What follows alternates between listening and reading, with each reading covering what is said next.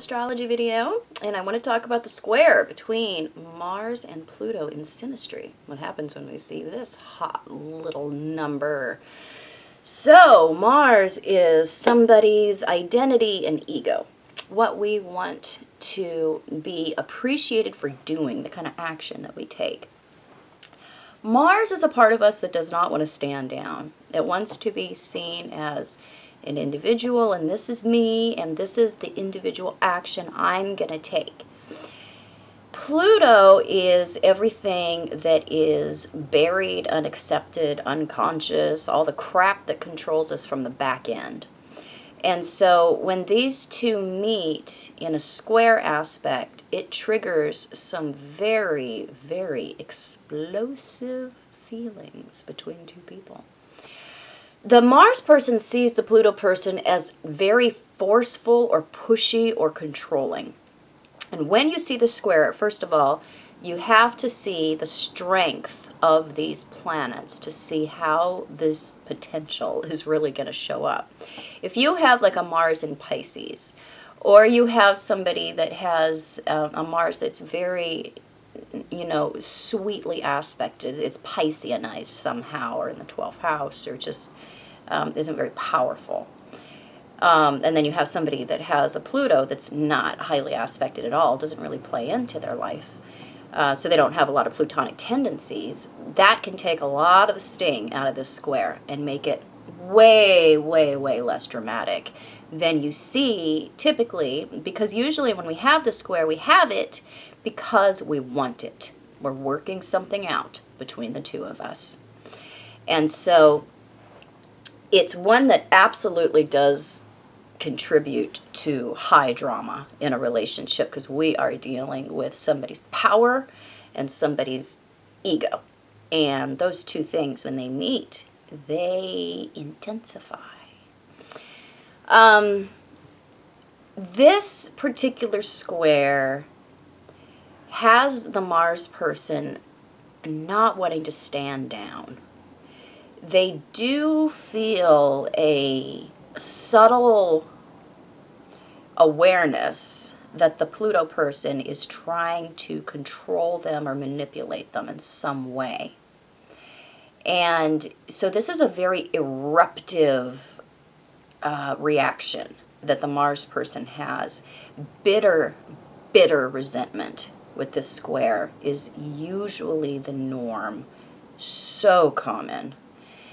It's because we're dealing with the ego, and we're dealing with somebody's crap, Pluto. And so there is a war going on between these two elements of two people's personalities. They're not wanting to stand down. And nobody wants to not be right when we're dealing with Mars or Pluto, especially Mars. Pluto can eventually accept that it's not right, and it can lead to the crash and burn, which leads to the rebuild. Mars pretty much does not ever want to admit to being wrong or to not being right. And so it is a very hard-headed aspect to have between two people. There's no gentleness or understanding that exists between these two forces in their lives, their personalities. Explosive encounters as a result. Violence can show up with this square. Most books and cookbook interpretations are going to make it sound like that's the way it is with the square. That's not the way it is. It's the way it can be if you have two people that are so prone, or you have the Mars person being a really forceful person, the Pluto person being somebody that's dealing with a lot of abuse or past Pluto issues. You can see a very unhealthy power dynamic come up as a result of this square. And it can go the other way too. It's a square that is always going to land drama into a relationship. But again, you have to look to the natal charts to see what is the level of that and what are the potentials that are probably going to end up coming as a result of this. So the Mars person usually does a lot of going off, a lot of erupting when we have this particular square, because it's like somebody, almost like when you have a toddler, and they're singing the same song, right, over and over. It's like a really annoying song. My sister is 8 years younger than me, and she used to sing that song from Nightmare Before Christmas, but it was horrible. She was singing it like, "Hey, Mr. Santa Claus," in that voice, in that voice. And, you try to let them be their 5 or 6 year old self and let, a couple hours go by, and then eventually you can't take it anymore, and you sit around, you grab their face, and just don't sing that song.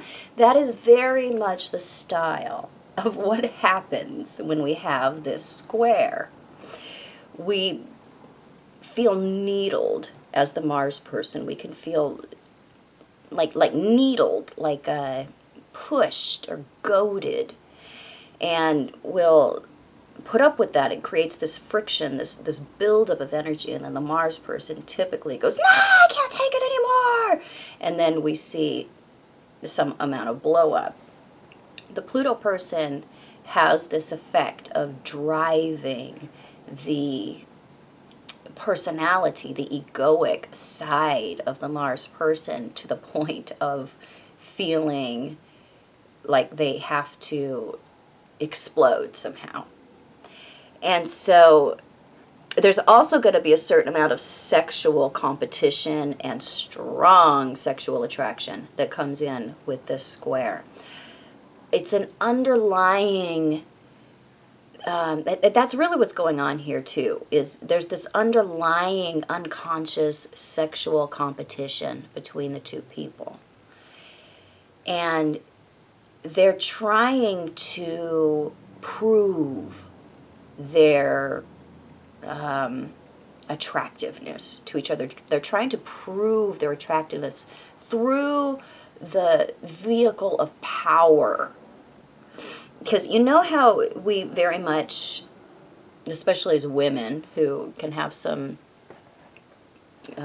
confidence issues, how humans are very attracted to power. We find power sexually stimulating.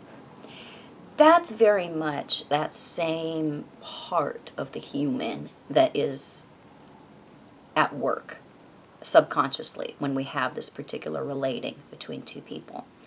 It creates this feeling of, if I can make myself powerful in your eyes, that it is going to keep you somehow, is going to intrigue you, is going to sexually attract you to me, because it's going to create this drama, this soup of kind of sexual excitement. Nobody's sitting around forming this plan consciously. This is the way Pluto works between two people. It's going to be under the table, and in your own self, it's going to be under the table. So, the Pluto person is very much unconsciously threatened by the independence of the Mars person. The Mars person is threatened by the controlling tactics of the Pluto person. And so we have this dance of resistance between the two that also goes to this certain amount of sexual teasing between them. We can see sometimes some sadomasochistic behavior between two people too, but you have to look at the entirety of the natal charts to see if that's really going to play out with this one, but it absolutely can.